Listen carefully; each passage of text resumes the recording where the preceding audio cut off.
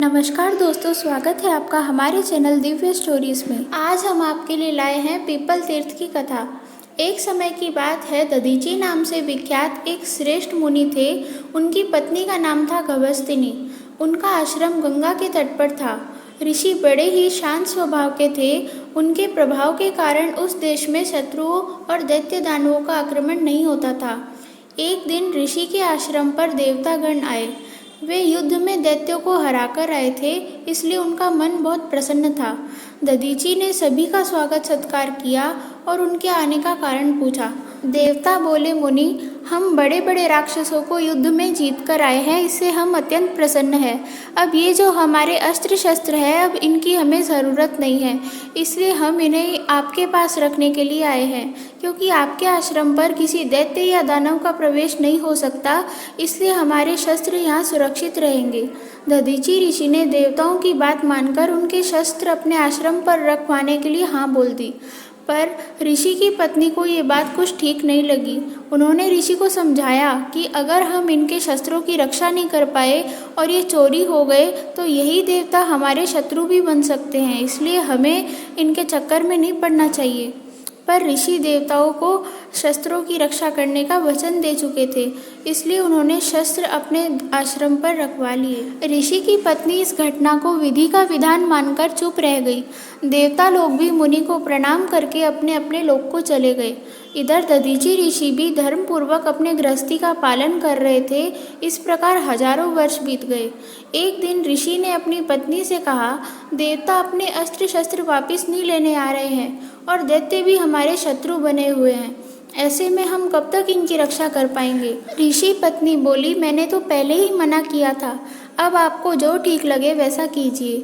तब ऋषि ने उन शस्त्रों की रक्षा के लिए काम किया। ऋषि ने सभी अस्त्र शस्त्रों को मंत्र पढ़कर पवित्र जल से नहलाया, जिससे उन शस्त्रों की सारी शक्ति उस जल में आ गई और फिर उस जल को ऋषि ने पी लिया।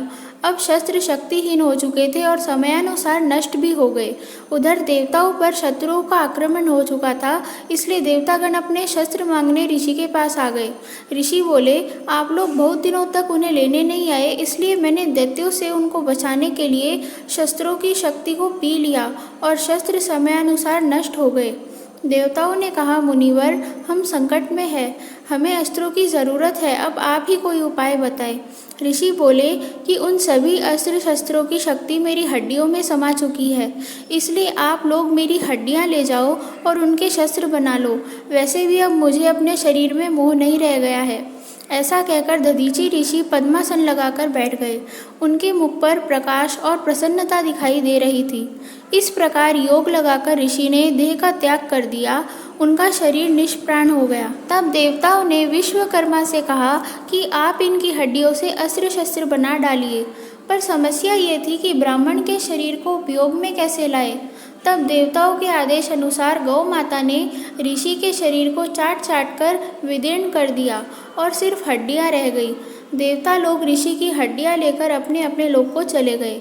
इस घटना के समय ऋषि की पत्नी देवी पार्वती की पूजा करने गई हुई थी, जो देवताओं के जाने के बाद लौटी। आश्रम पर अपने पति को ना पाकर उन्होंने यज्ञ कुंड में जल रही अग्नि से पूछा कि मेरे पति कहाँ गए। अग्नि ने सारा वृतांत कह सुनाया। पति की मृत्यु का समाचार सुनकर वे शोकाकुल होकर जमीन पर गिर पड़ी। उन्होंने निश्चय किया कि मैं देवताओं को श्राप देने में समर्थ तो नहीं हूँ, इसलिए मैं खुद ही अग्नि में प्रवेश करके अपने प्राण त्याग दूंगी। पर वे गर्भवती थी, इसलिए उन्होंने अपना पेट चीरकर बालक को बाहर निकालकर एक पीपल के पेड़ के नीचे रख दिया और उसकी रक्षा की कामना की। इसके बाद वे अग्नि की परिक्रमा करके अपनी पति की बची हुई त्वचा और लोम आदि के साथ चिता में प्रवेश की और पति के साथ दिव्य लोक को चली गई। ये सब देखकर उस आश्रम के वृक्ष भी रोने लग गए। उन्होंने निश्चय किया कि ये बालक ऋषि की आखिरी निशानी है, इसलिए हम इसका पालन पोषण करेंगे। समय बीतता गया, बालक धीरे धीरे बड़ा होने लगा।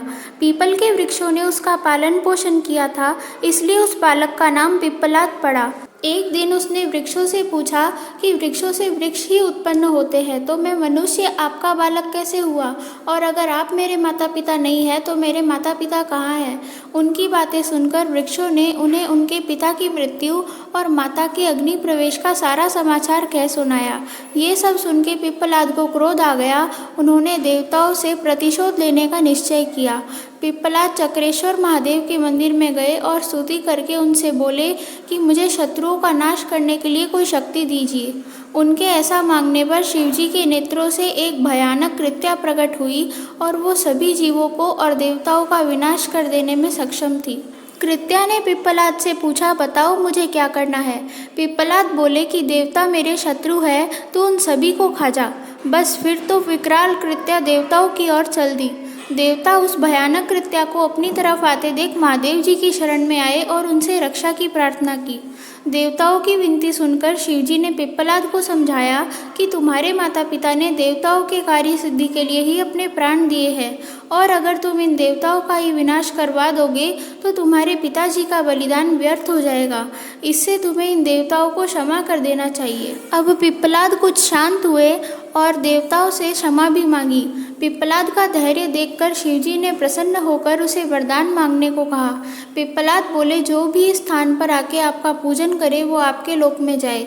इसके बाद देवताओं ने भी पिप्पलाद को वरदान मांगने के लिए कहा।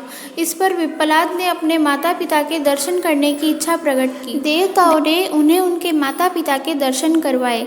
इसके बाद देवताओं ने शिवजी से दधीचि ऋषि की हड्डियों की, खुद की और गौ की शुद्धि का उपाय बताने को कहा। शिवजी बोले कि गंगा जी में स्नान करके सभी देवता और गौ पाप से मुक्त हो सकते हैं, और ऋषि की हड्डियों को भी गंगा जी में धोया जाए तो इससे वो भी पवित्र हो सकती है। ये सब घटना के बाद उस स्थान का नाम पिप्पल तीर्थ पड़ा। इसको पाप मोचन और चक्र तीर्थ भी कहते हैं। तो मित्रों, ये थी पिप्पल तीर्थ की परम पावन कथा। ऐसी ही दिव्य कथाएं जानने के लिए हमारे चैनल को सब्सक्राइब करें। धन्यवाद।